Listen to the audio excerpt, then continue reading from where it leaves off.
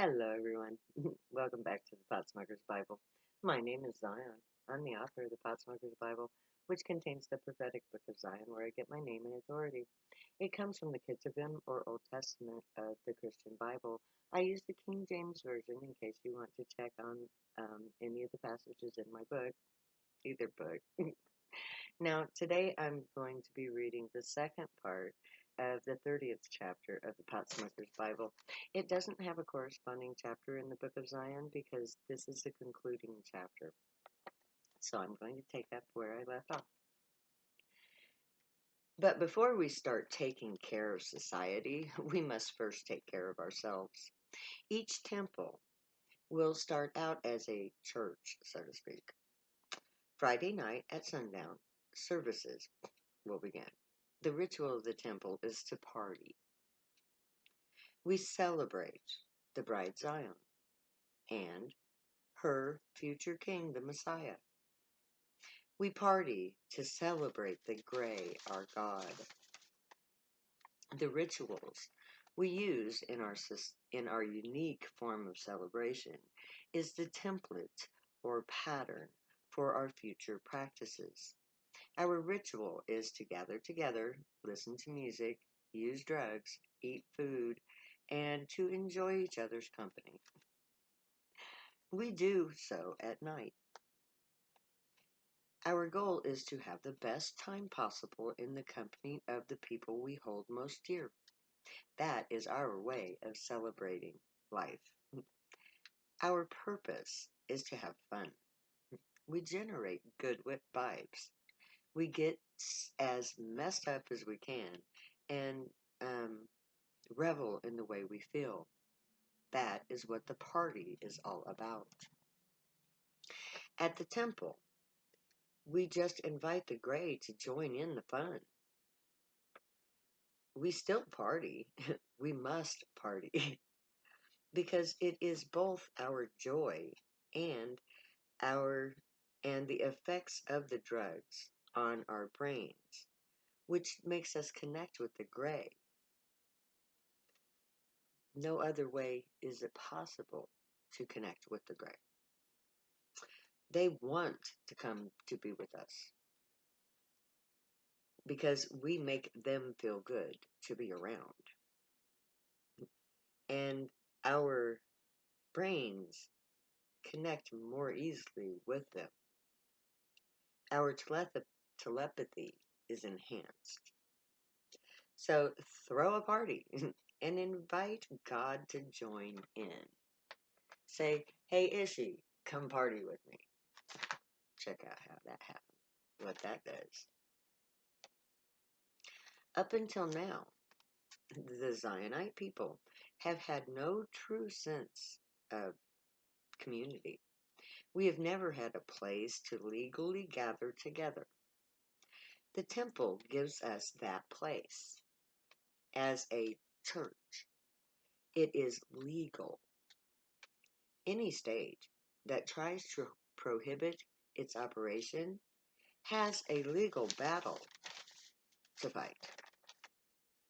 The First Amendment rights to religious freedom. The temple is also a means for the poor of the flock to combine what little they have and to create the means for their own survival. You may think you have nothing to give, but as I have illustrated, our skills and abilities to learn new ones will ensure that we no longer need others to sell us anything. We can grow our own food. We can make our own clothes. We can use the endless junk this society throws away to build better things that will do whatever we design them to do. We don't need anything that this society has to sell. We can provide for ourselves. We can Minecraft it. Once we have set up our own social infrastructure and learn to master our gray abilities, we will be ready to go out into the local communities and to do our jobs as priests. Our first duty is to the homeless and to the poor. Then we heal those who have medical or mental issues. We take jobs in the community that allow us to do our true job. By working in our communities, we will build a reputation of good works.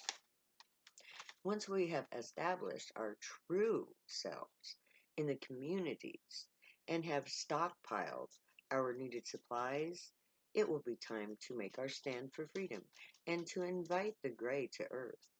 That is the pivotal event in human history, when the priests of the gray invite the living God to join them on earth.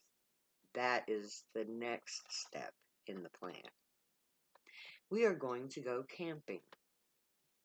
Our big campout is a worldwide strike held by the people of Zion. Each nation chooses a location for their campout, and on the designated day, every Zionite packs up the belongings and family and goes to the designated location. They will remain there until the nation of Zion is established, and they are given their compensation. At that point, they will move to the new homeland of Zion. Each temple will arrive at the camp as a unit. They will be given a site to set up their tents.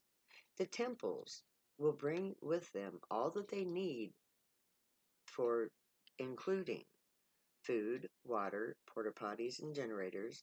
The temples will become towns in Zion, each temple member a citizen of the greater nation. The priests will lead each group. When all temples are settled at all locations, the entire nation will pray to the gray and pledge the nation to the Gray's Council and the Intergalactic Authority, becoming members of a larger community of spacefaring races. At that time, a single ship will come broadcasting all humans' frequencies that they are coming in answer to a human invitation and desires peaceful contact with the inhabitants of Earth. The ship will project its own images on all stations to prove their words, which will be translated through the camp's video coverage. The arrival of the alien spaceship will change humanity forever.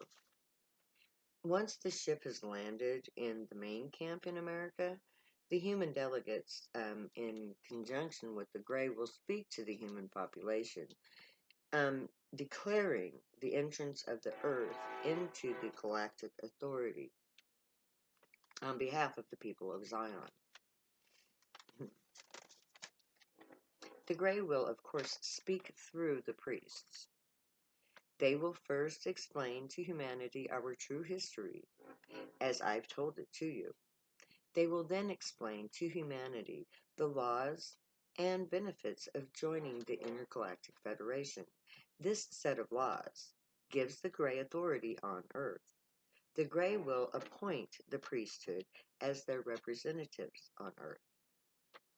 Then the human race will be judged.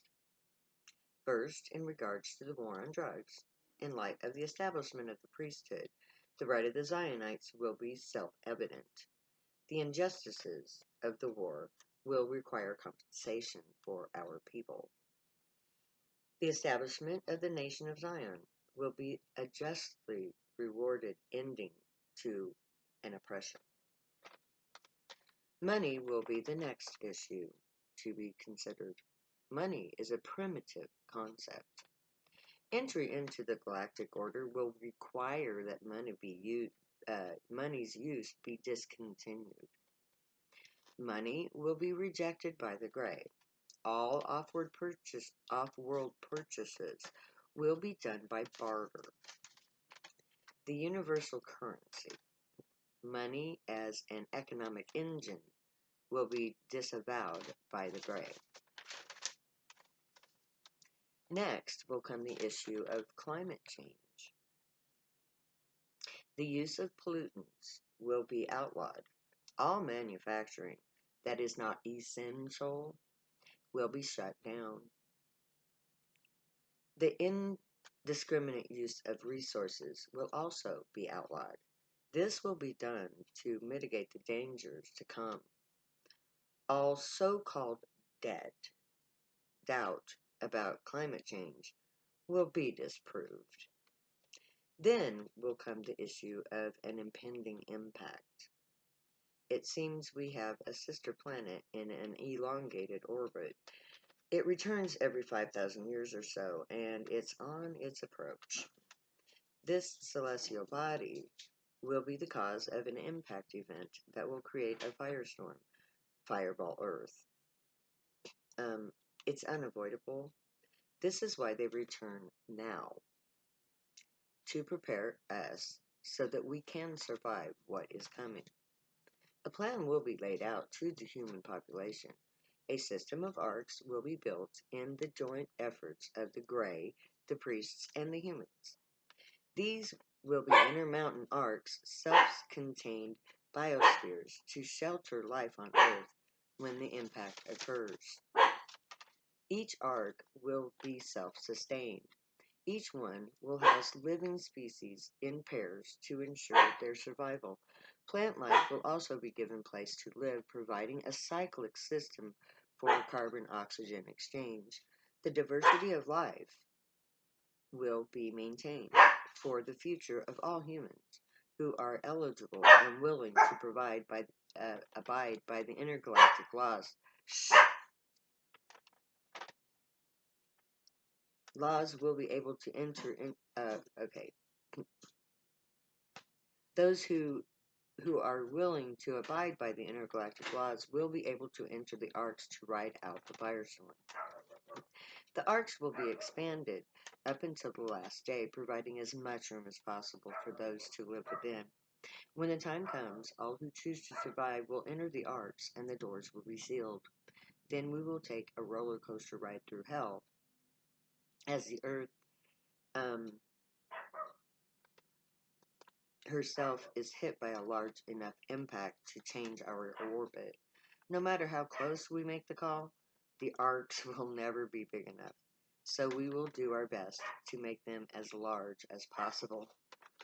Until the actual impact occurs, there is no way of knowing just how long it will take for the air above the ground to be breathable again. So I can't tell you how long we must remain in our arcs. I do know, however, that it won't be more than 10 or so years. There's only so much stuff to burn, and so the number of years entered depends on the amount of combustible material. That's why every molecule of pollutant matter matters.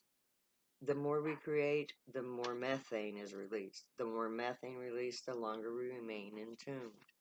Eventually, the ash will settle, and the plants that germinate in fire will produce enough oxygen for us to breathe. That will be aided from off-world.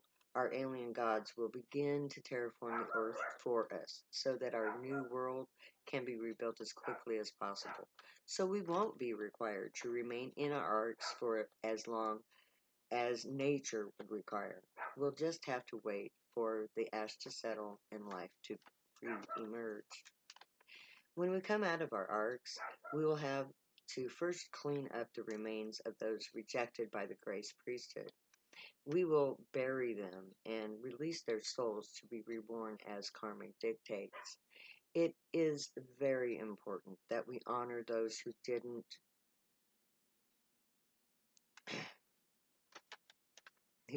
survive. By doing so, we cleanse the earth both physically and psychologically. Only then will we be assured of a peaceful future, devoid of the negative effects of the global destruction. And there I'm going to end for this session, and we will take up next time where I left off. Until then, may the Grey watch over you, guide you, protect you, keep you from all harm, and teach you right from wrong. May you always be worthy of them. Let your thoughts, words, and deeds reflect truth, good, and light. The unicorn way. Be the joy, my people. If you use drugs, stay happy and high. If you don't, The priests are coming. Just wait a little while and you will see your answers. Your prayers will be answered. I'll see to that. Okay? I'll say later now, because I'll never say goodbye.